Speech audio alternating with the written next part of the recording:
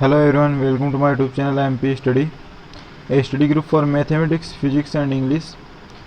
So student, आज अपन जो अपना ये लेक्चर होने वाला बहुत ही खास होने वाले हैं आपके लिए, क्योंकि इसमें अपन फंक्शन के बारे में बात करेंगे। जैसा कि आपने थंबनेल में तो देख ही लिया होगा कि किस प्रकार से आप मतलब कोई फलन है या नहीं उसका आइडेंटिफाई कैसे करेंगे। तो इसमें मैं बता देता हूँ इसमें क्या पढ़ेंगे अपन। सबसे पहले तो मैं इसमें बताऊँगा आपको रिलेशन क्या होता है, यानी जो संबंध होता है वो क्या होता है, और उसके बाद में फंक्शन क्या होता है, और फंक्शन और रिलेशन में क्या डिफरेंस होता है मेनली, और कौन सा मतलब इसमें आपको ये बताऊंगा कि कौन सा क्या फलन है, क्या उसकी अलग अलग ट्रिक बताऊंगा कि आप इस प्रकार से भी चेक कर सकते हैं ये फंक्शन है रिलेशन है। और उसके बाद में उसके अपन रेंज जो फंक्शन है उसके रेंज यानी परिसर, डोमेन यानी प्रांत, कोडोमेन यानी सह प्रांत, उसके बारे में भी अपन चर्चा करेंगे। और उसके बाद में कुछ क्वेश्चन भी करेंगे, और बाकी क्वेश्चन अपन लिमिट के साथ नेक्स्ट वीडियो में कर लेंगे, उसमें अपन लिमिट की भी चर्चा करेंगे। तो अपना ये कैलकुलस का फर्स्ट लेक्चर है, तो देखते रहिए वीडियो को। चलिए स्टार्ट करते हैं। तो जैसा कि मैंने बताया कि मैं फंक्शन और रिलेशन में आपको डिफरेंस बताऊंगा, तो पहले मैं फंक्शन नहीं रिलेशन लेके चल रहा हूँ, वो आपको बाद में पता चलेगा क्यों लेके चल रहा हूँ मैं पहले रिलेशन। तो जो रिलेशन होता है यानी संबंध होता है वो दो सेट्स यानी दो समुच्चयों के बीच में लगता है। तो क्या है कि ए और बी, इन दोनों के बीच में जो रिलेशन होता है वो इसके सारे कर्मित युग्म होते हैं। तो कर्मित युग्म तो आप जानते हो, कर्मित युग्म क्या होते हैं, जो आप देख पा रहे हो वही होते हैं। इसमें मतलब वो हर कुछ हो सकता है उसमें, जिसमें इनके बीच में कितने भी जो रिलेशन है वो बना सकता हूँ, जिनकी संख्या मैंने यहाँ पे मेंशन कर रखी है 2 की power n a into n b होती है। नहीं, जहाँ पे एन ए क्या है ए में अवयव और एन बी क्या है जो बी में अवयव हो। तो मैं इनके कुछ आपको एग्जांपल बता दे रहा हूँ किस प्रकार के रिलेशन बन सकता है। रिलेशन एक तो ये भी है 1a, ठीक है, 1b, 1c, 2a, 2b, 2c, इसी प्रकार 3a, 3b, 3c ये हो सकता है। इनका कुछ पार्ट भी हो सकता है, जो मैंने अभी ये नो अवयव लिखे हैं इनका कुछ पार्ट भी हो सकता है। ये बना दिया, इसका इसके साथ बना दिया, कुछ अलग अलग करके मतलब बना देते हैं अपन। तो रिलेशन तो होता है एक छोटी सी बात की, इसमें मतलब सारे ऑल का मतलब होगा सारे कॉम्बिनेशन आ सकते हैं इसमें कर्मित युग्मों के। और कर्मित युग्म आप जानते हो, कर्मित युग्म होते हैं क्या, जैसे 1 का ए के साथ संबंध है वो कर्मित युग्म है एक, 1 का बी के साथ हो गया। अब इन दोनों का सेट भी क्या है, एक रिलेशन है। या फिर ओनली इसका जो 1a है ये भी क्या है, ये भी ओनली क्या है, ये भी एक रिलेशन है। तो ये भी एक संबंध है, ठीक है। इतनी बात हो गई क्लियर। अब अपन चलते हैं फंक्शन की ओर। और जैसे अब मैं फंक्शन बताऊंगा तो आपको पता चलेगा कि कौन सा तो फंक्शन है और कौन सा रिलेशन है, यानी कौन सा तो फलन है। फंक्शन होता है फलन और संबंध होता है रिलेशन। तो कौन सा तो क्या है, फलन है, और कौन सा संबंध है। तो कोई मान ले मैंने सेट है ए, कोई जो सेट यानी समुच्चय ए और बी है। ए तो है 1 2 3 4 एंड बी में एलिमेंट है ए बी सी। तो आपको मैं जो वेन डायग्राम है इसके थ्रू बताऊंगा मैं आपको कि क्या है, कैसे करेंगे अपन।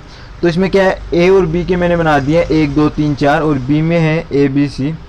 तो फंक्शन तो कौन सा होगा, पहला जो डायग्राम उसको ध्यान से देखिएगा। एक है वो ए के साथ रिलेट कर रहा है, 2 है वो बी के साथ कर रहा है, 3 है वो सी के साथ कर रहा है, और 4 है वो ए के साथ भी कर रहा है, ठीक है, ए के साथ कर रहा है। मतलब जो इधर वाले अवयव हैं, जो इस साइड के अवयव हैं, वो केवल कितनी बार रिलेट कर रहे हैं, यानी एक है वो एक बार कर रहा है, 2 है वो भी एक ही बार कर रहा है, 3 है वो भी एक ही बार कर रहा है, और जो 4 है वो भी एक ही बार कर रहा है। तो इसमें आपको नोटिस क्या किया आपने कि इस साइड है, मतलब जिनको बोल सकते हैं अपन जिससे संबंध लगाया जा रहा है, मतलब ए से संबंध लगाया जा रहा है, तो इस साइड वाले अवयव क्या है, यानी जो पहले समुच्चय है पहले वाला ए, वो क्या है, उसमें क्या है, वो केवल एक ही बार रिलेट कर रहा है। तो एक ही बार तो कर रहा है रिलेट, ठीक है। ये इतनी बात समझ में आएगी कि ये फंक्शन है, मैंने लिख रखा है यहाँ पे, ध्यान दीजिएगा मैंने इसमें लिख रखा है, बाकी आपको एकदम क्लियर करा दूंगा मैं। तो इसमें क्या फंक्शन है मैंने पहले लिख दिया। और मैं ये भी कर रहा हूँ कि जो इधर वाला है वो सिंगल बार यूज हो रहा है, मतलब एक ही बार रिलेट हो रहा है प्रत्येक अवयव। यहाँ पे आपको दिख रहा है एक भी एक ही बार रिलेट कर रहा है, 2 भी एक ही बार कर रहा है, 3 भी एक ही बार कर रहा है, 4 भी एक ही बार कर रहा है। अब किससे कर रहा है वो हमें पता नहीं है, वो हमको मतलब नहीं है, अभी तक हमने सीखा ही नहीं वो किससे कर रहा है। चाहे वो एक ही से कर रहा है, चाहे वो 2 से कर रहा है, वो अपने को नहीं पता, लेकिन इस साइड वाले एक ही बार काम मेरे हो रहे हैं तब वो फंक्शन है। तो एक चीज़ तो क्लियर हो गई कि जो पहले लिखते हैं ना, उसके प्रत्येक अवयव एक ही बार काम में आनी चाहिए। ये तो होगा पहला डायग्राम। दूसरा पढ़ते हैं अपन, चलो दूसरा डायग्राम देखते हैं। दूसरे डायग्राम में क्या है, अपना यही सेट है, यही फलन है, मतलब यही ए टू बी में अपन बात करेंगे। तो इसमें क्या है, इसमें अपन देखेंगे ए है, एक है वो ए से कर रहा है, फिर एक है वो सी से कर रहा है, 2 है वो बी से कर रहा है, 3 है वो भी बी से कर रहा है, 4 है वो सी से कर रहा है। तो इसमें आपको देखते ही नहीं पता चल रहा है कि यार ए है, अपने क्या कहा था कि ए है, मतलब ए के जो अवयव हैं वो सारे एक ही बार यूज होने चाहिए, एक ही बार रिलेट करने चाहिए। यानी 1 2 3 4 ये चारों हैं वो एक ही बार रिलेट करने चाहिए।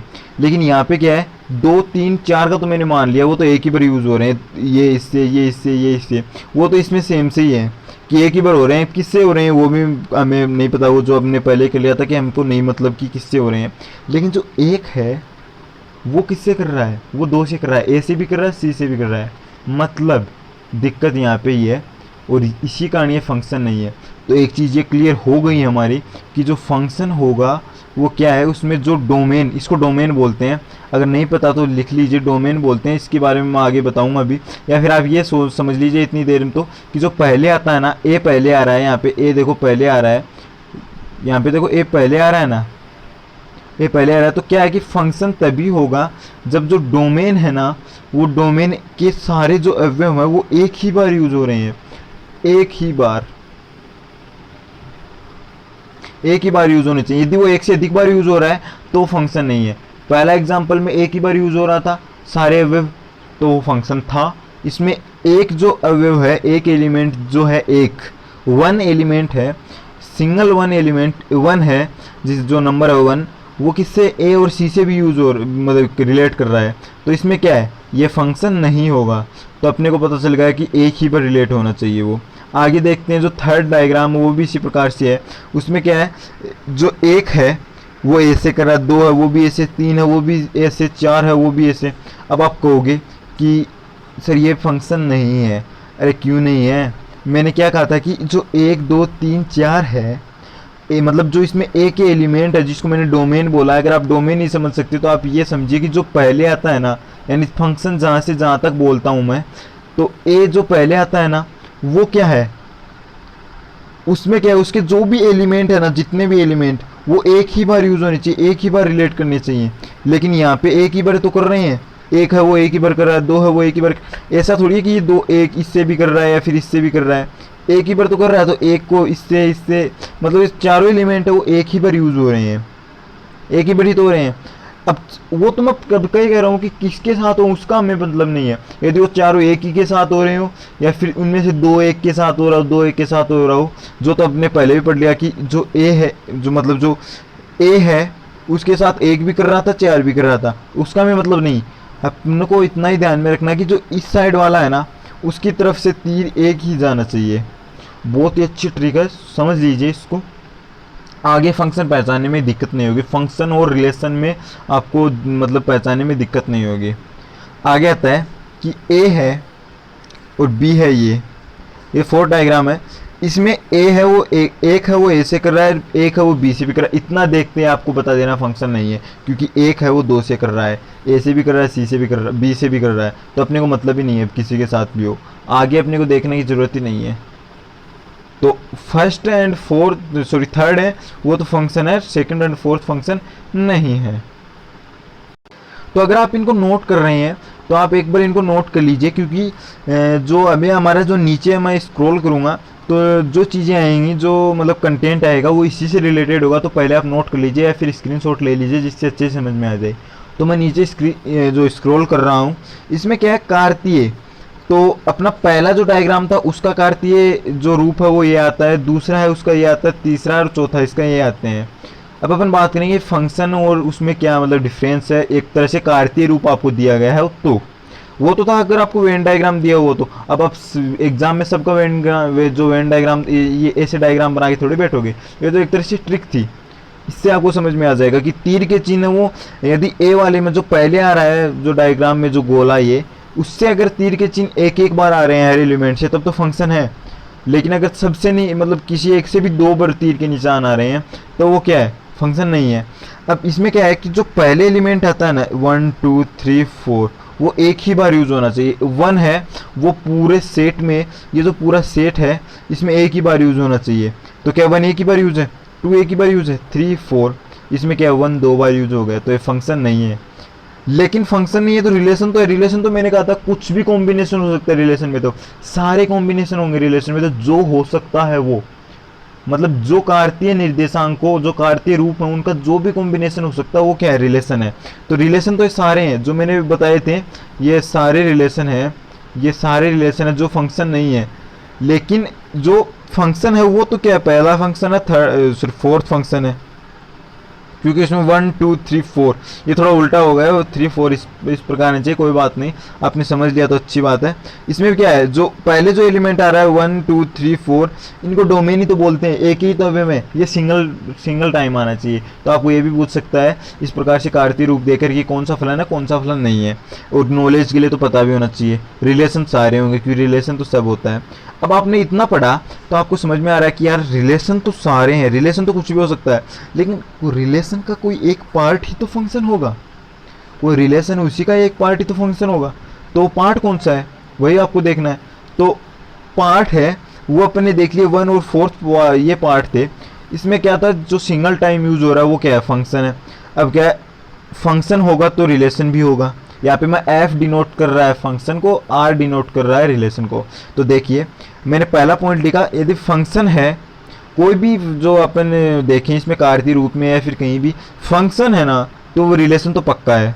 देखिए फंक्शन है रिलेशन है, फंक्शन है रिलेशन है, और फंक्शन नहीं है तो रिलेशन होगा। यदि ये फंक्शन नहीं है तो रिलेशन तो होगा, मतलब रिलेशन तो दोनों टाइम होगा जब फंक्शन हो या ना हो। लेकिन ये कहना थोड़ी उचित है कि रिलेशन है तो फंक्शन है, नहीं, फंक्शन हो भी सकता नहीं भी हो सकता। क्यों, रिलेशन है तो फंक्शन है, रिलेशन है तो फंक्शन नहीं है। तो मैं कह सकता हूँ कि जो फंक्शन है वो एक विशेष प्रकार का क्या है, रिलेशन है। एक स्पेसिफिक कंडीशन आती है उसी टाइम पे फंक्शन है वो क्या है, रिलेशन है। ठीक है, तो बहुत ही अच्छा कंसेप्ट है। इससे आप देख सकते हो कि क्या आप किस प्रकार से स्पेसिफिक यानी आइडेंटिफाई कर सकते हो रिलेशन और फंक्शन में। चलिए अपन आगे बढ़ते हैं। अब जैसे अपन ने पढ़ा था कि रिलेशंस की संख्या कितनी होती है, एन बी, जो 2 की power n into n b होती है, उसी प्रकार हम फंक्शन के भी पढ़ेंगे कि ए टू बी में कोई फंक्शन है या फिर बी टू ए में कोई फंक्शन है। तो ए में यदि एलिमेंट्स की संख्या यानी अवयव की संख्या एन ए है और बी में अवयव की संख्या यदि एन बी है, तो क्या है कि ए टू बी में फलन क्या होंगे, ए टू बी में फलन की संख्या क्या होगी, एन बी की पावर एन ए, जो लास्ट में आता है उसको पहले बोलेंगे अपन एन बी की पावर एन ए, और आपको याद करना पड़ेगा। और बी टू ए में क्या है, एन ए की पावर एन बी। ओके, तो मेरे ख्याल से कोई दिक्कत नहीं होनी चाहिए इसमें, जो एक फॉर्मूला है। तो अब बात आती है वही हमारा जो एग्जाम्पल है, A equal to 1 2 3 4 and B equal to A B C. अब अपन पढ़ेंगे इसमें डोमेन, यानी जिसको अपन बोलते हैं प्रांत, रेंज, परिसर एंड को डोमेन सह प्रांत। तो इन दोनों में डोमेन तो होता है जिसको मैं डी से कर रहा हूँ, मैंने जो प्रांत होता है वो तो होती है एक्स की वैल्यू, जो मैंने पहले बता दिया था कि ये होती है एक्स की वैल्यू। और एक्स की वैल्यू में यदि अपन जो एक्स की वैल्यू रखेंगे उसके बाद में जो वैल्यू आती है, जैसे ये वैल्यू आती है, इनमें कुछ वैल्यू आती हैं, वो क्या होती हैं, वो आती है रेंज यानी उसकी परिसर। और जो बाकी ये होता है, ये होता है सह प्रांत यानी कोडोमेन बोलते हैं इसको। अपन एग्जांपल से समझेंगे। 2 एग्जांपल लिए मैंने, देखो यहाँ पे 2 एग्जांपल लिए हैं। तो पहले अपन पहला एग्जांपल लेते हैं, इसको भी नोट करते चलना साथ में, क्योंकि मैं दोनों में डिफरेंस बताऊंगा आपको। तो सबसे पहले अपन प्रांत, रेंज और कोडोमेन उनकी बात करते हैं, प्रांत, सह प्रांत और परिसर की। तो ए और बी मैंने ले लिए, तो ए हो गया 1 2 3 4 एंड बी हो गया ए बी सी। ठीक है, अब बात आती है फंक्शन, मैंने ये बना दिया क्योंकि यही फंक्शन बनेगा, और फंक्शन है भी ये। कैसे पता चला, इनको देखा मैंने, और इसमें क्या है कि ये जो एलिमेंट है वो सारे एक ही बार यूज़ हो रहे हैं, एक ही बार तो यूज़ हो रहे हैं। देखिए आप ध्यान से, एक ही बार यूज़ हो रहे हैं, तो ये फंक्शन बता दिया मैंने कि ये फंक्शन है। अब इसका डोमेन निकालना है आपको, तो जैसे आप इसका डोमेन निकालोगे, मैंने बताया था कि जो इस साइड के जो अवयव होते हैं वो क्या होते हैं, डोमेन होते हैं। तो इस साइड के सारे अवयव मैंने डोमेन बता दिए, यानी ए टू बी में बता रहा है, तो ए का जो समुच्चय होगा वो क्या होगा, डोमेन होगा, जिसको अपन प्रांत बोलते हैं। ठीक है, एक बात हो गई क्लियर। अब रेंज क्या होती है, रेंज मैंने बताया था, यानी डोमेन तो क्या होता है, एक्स की वैल्यू होती है, और एक्स की वैल्यू यही तो है। अब एक्स की वैल्यू मैं यदि फंक्शन में रखूँगा, उसके बाद में जो वाई की वैल्यू निकलेगी, एक रखा तो ए आया, दो रखा तो बी आया, तीन रखा तो सी आया, चार रखा तो बी आया, तो वो क्या होगी, वो रेंज होगी, वो उसका परिसर होगा कि इसके बाहर इसकी वाई एक्स यानी वाई है जो एफ एक्स उसकी वैल्यू नहीं जा सकती। तो इतनी चीज़ भी क्लियर हो गई। अब कोडोमेन की बात आती है, सह प्रांत होता है वो लास्ट का, ये होता है सेट, जो अपन ए टू बी में बोलते हैं। तो ए तो हो गया प्रांत, बी हो गया सह प्रांत। ठीक है, ये होता है बी, ये होता है, इसको अपन बोलते हैं सह प्रांत। ठीक है, इसमें भी कोई दिक्कत नहीं होनी चाहिए। तो पहला एग्जांपल इसको नोट कीजिए, मैं आगे वाला एग्जांपल बताऊंगा तो आपको पता चलेगा कि जो डोमेन कोडोमेन इसमें मतलब क्या अंतर होता है, क्या सेम ही होता है सभी फलन के लिए, फिर अलग अलग भी होता है। तो इसको नोट कर लीजिए। और यदि अगर आप समझ में नहीं आया, कुछ अलग चीज़ें बता रहा हूँ आपको, सबसे अलग बता रहा हूँ, तो नहीं समझ में आया तो आप एक बार फिर से वीडियो को रिवाइंड करके देख लीजिए। आगे अपन पढ़ते हैं, जो नेक्स्ट इसका एग्जाम्पल है उसमें मतलब यही एग्जाम्पल है, यही मैं ले रहा हूँ ए और बी, और ए टू बी में ही मैं फंक्शन ले रहा हूँ, और लेकिन जो फंक्शन होगा वो थोड़ा अलग होगा। फिर अपन जो डोमेन कोडोमेन है, रेंज देखेंगे। इन दोनों में आप देख सकते हो, इसमें ए मतलब जो फंक्शन था हमारा कुछ इस प्रकार से था जो आप देख रहे हैं, और जो आगे वाला जो अपना एग्जाम्पल आएंगे उसमें क्या है कि ए है वो एक से कर रहा है, दो है वो बी से कर रहा है, तीन है वो सी से कर रहा है, सो तीन है वो ए से कर रहा है, चार है वो बी से कर रहा है, मतलब सी अकेला रह गया। कोई बात नहीं, सी अकेला रह गया तो अपने तो ये कहा ही नहीं कि अपने को फंक्शन तो है, फंक्शन क्यों है, क्योंकि सारा एक बार यूज़ हो रहा है, बस इतना देखना आपको। अब किससे रिलेट कर रहा है, क्यों कर रहा है, क्या नहीं कर रहा है, वो अपने को मतलब नहीं। सारे जो इस साइड के जो एलिमेंट है वो एक बार यूज़ होने चाहिए, एक बार यूज़ हो रहे हैं तो अच्छी बात है, फंक्शन है। अब फंक्शन है तो फंक्शन हमारा ये हो गया जिसमें ए 1a 2b 3a 4b है, सी अपना रहेगा, कोई बात नहीं रहेगा, तो सी रह गया, यही तो मेन मुद्दा है जो आपको अभी समझ में आएगा। डोमेन तो मैंने बताया था ये होता है वही डोमेन है जो अपन लेते हैं, जो वैल्यू पहले वाली, जो पहले वाला गोला इसमें जो होता है वो क्या होता है, डोमेन होता है। अब डोमेन तो अपना फिक्स है, ये हो गया। जो ए टू बी है तो मैंने पहले बता दिया था कि डोमेन ये होता है, और कोडोमेन होता है वो ये होता है। कोडोमेन भी फिक्स होता है, डोमेन भी फिक्स होता है, इसके लिए इन गोलों के अंदर होता है। पहले वाले गोले में तो होता है डोमेन, दूसरे वाले गोले में होता है कोडोमेन। अब अपनी बात आती है रेंज की। रेंज कैसे बताओगे आप, तो रेंज मैंने बताया था कि इसकी वैल्यू जो अपन रखेंगे एक्स की, उसके बाद में जो ये वैल्यू आएगी मतलब जिससे रिलेट कर रहा है वो सारी वैल्यू होंगे। तो आप ये भी देख सकते हो, ये वैल्यू होती है, ये क्या होती है, रेंज होती है। रेंज होती है कि नहीं होती। तो इसमें क्या है, अपन इसका अगर सेट बनाए रेंज का, तो ए आ रहा है, बी आ रहा है, पुनः ए आ रहा है, तो क्या ए लिखना पुनः उचित है, नहीं, क्योंकि समुच्चय में एक अवयव एक ही बार लिखा जाता है। बी आ रहा है वो भी लिख दिया अपन ने, तो ये दो ही अवयव है। मतलब कि जो रेंज है वो इसमें तो ए और बी ही आ रही है, और इसमें ए बी और सी तीनों आ रहे हैं। तो इसका क्या मतलब है, अपन ने एग्जाम्पल तो सेम ही लिया था ए बी, और उसके बाद में जो रिलेट भी किया वो ए टू बी में ही किया। तो दिक्कत यहाँ पे आई, दिक्कत फंक्शन में आ गई। फंक्शन दोनों अलग अलग थे, फंक्शन दोनों अलग अलग थे। तो एक ही रिलेशन में बहुत सारे फंक्शन पॉसिबल हो सकते हैं, और उनकी रेंज भी अलग अलग होगी, अलग अलग फंक्शंस की। ओके, अब मेरे हिसाब से आपको जो रेंज डोमेन और कोडोमेन में पहचानने में मतलब कोई दिक्कत नहीं आई होगी। अब अपन पढ़ते हैं एक अलग ही चीज़, जो आप मतलब एक तरह से यदि आपको मान लो कोई इस प्रकार का क्वेश्चन आ गया कि आपको उसका क्या रहा है, आपको उसका ग्राफ याद हो, उसका ग्राफ आपको पता हो, आप ग्राफ ड्रॉ कर सकते हैं, आप उसका कर्व है, वक्र है, वो आप खींच सकते हैं आप। तो क्या करना है आपको, वर्टिकल लाइन टेस्ट एक इजी टेस्ट होता है इसमें, जिसको बोलते हैं वर्टिकल लाइन टेस्ट। वर्टिकल का मतलब होता है ऊर्ध्वाधर रेखा परीक्षण बोलते हैं इसको अपन हिंदी में। जो ऊर्ध्वाधर क्या होता है इसमें, जो अपना पहला एग्जाम्पल उसके बारे में बात करूँ तो पहले में क्या है, ऐसे कोई ये क्या है, फलन है। इस फलन में आपको ऊर्ध्वाधर लाइन टेस्ट क्या देखना, आपको लाइन ड्रॉ करनी है ऐसी बहुत सारी, यदि वो लाइन कर्व पे यानी जो वक्र है उस पे एक ही बार कट कर रही है तब तो वो फंक्शन है। एक से अधिक बार कर रही है, कहीं भी एक से अधिक बार कोई एक ऐसा पॉइंट होना चाहिए जिस पे वो लाइन है वो एक से अधिक बार कट कर रही हो। तो क्या यहाँ पे कोई ऐसा कोई पॉइंट है?